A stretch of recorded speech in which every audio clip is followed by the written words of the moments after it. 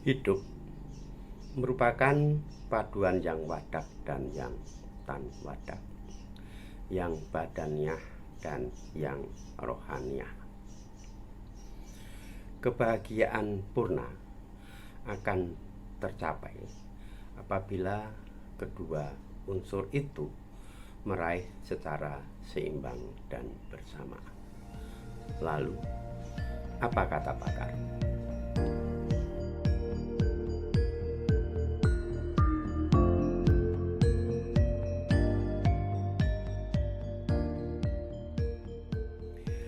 Pada masa saya kecil, saya mendengar nasihat kakek saya.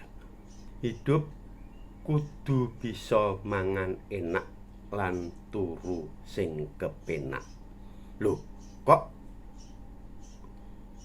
nasihat itu sepertinya bertolak belakang dengan nasihat yang saya peroleh dari teks-teks lama dan nasihat dari kehidupan ketika saya beranjak dewasa, bahwa hidup harus mesu rogo dan mesu budi, yang berarti mengendalikan jiwa dan mengendalikan raga. Ternyata kedua klausa itu bergerak pada ranah yang berbeda, meskipun bertaut satu sama lain, baik secara tersirat maupun tersurat. Mangan yang enak menurut kakek saya berarti makan makanan yang halal, bukan hanya masalah kandungannya, tetapi juga masalah pemerolehannya. Sementara turu sing kepenak bisa tercapai apabila kita tidak punya masalah dan tidak membuat masalah.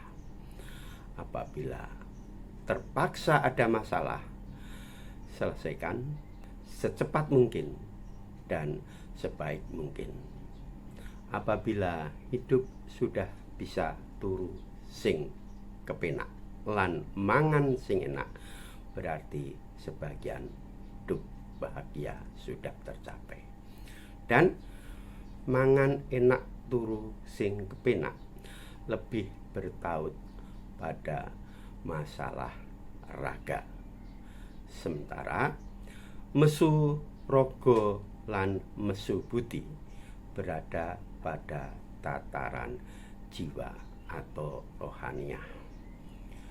Mesu rogo dan mesu budi bisa disamadengankan dengan prihatin, yang berarti menempa diri, melatih diri secara terus-menerus, sebab hidup tidak boleh sak kepenake, apalagi ngepenakake awak. Mesu rogo sama dengan tirakat, bahkan juga mesu budi bisa juga disebut ngelakoni. Mesu rogo berada pada tataran badaniah, yang berarti mengurangi, mencegah, juga pantang, yang dalam hal ini bisa disamadengankan sesirik, atau dalam bahasa yang umum bisa disebut dengan puasa. Dalam adat Jawa ada berbagai macam jenis puasa, misalnya ngerowot, mutih, nguler, ngepel, dan juga tidak makan minum sepanjang hari dari sejak matahari terbenam hingga matahari terbenam pada hari berikutnya. Ngerowot berarti makan hanya jenis umbi-umbian, tidak makan nasi atau sejenisnya. Mutih berarti makan nasi tetapi tanpa lauk pauk, apalagi yang bergaram.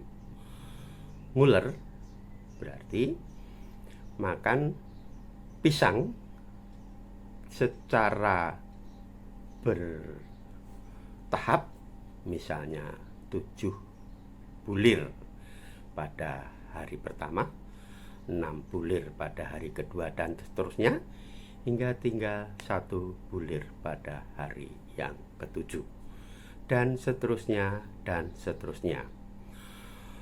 Waktu mesu rogo pun mengurangi juga, ada berbagai macam waktu, semisal pada 3 hari yang naftu dinonya berjumlah 40, atau 3 hari menjelang weton dan dilanjutkan dengan puasa tidak makan minum dalam 1 hari.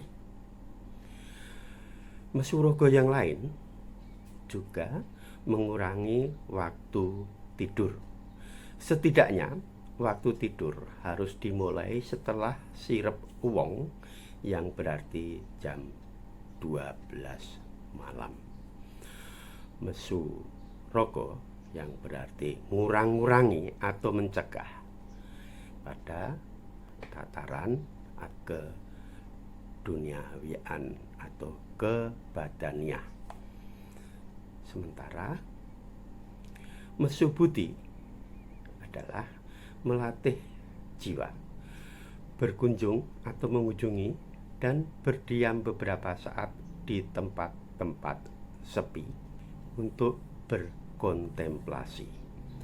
Di tempat-tempat sepi semacam makam, gua, tempuran, atau pertemuan 2 sungai biasanya bersuasana sunyi dan hening. Di tempat itu bisa menyadarkan manusia tentang keberadaannya di antara kebesaran ilahi, di antara kemahaluasan dunia, sehingga barangkali manusia akan merasa bahwa dirinya hanya nuktah dalam keduniaan yang sangat luas dan maha luas tanpa tepi ini. Di tempat sunyi dan sepi seringkali juga bisa menjadikan manusia kontemplasi, untuk merenungkan diri, menyadari diri, siapa dirinya dalam kedudukannya sebagai makhluk, tetapi juga bisa mencari kesucian hati dan jiwa. Meski demikian, tampaknya di dalam dunia yang tanpa batas ruang dan waktu saat ini, dunia yang hiruk pikuk, mesu rogo dan mesu budi merupakan suatu kesia-siaan. Kuno kata cucu saya, dan itu benar.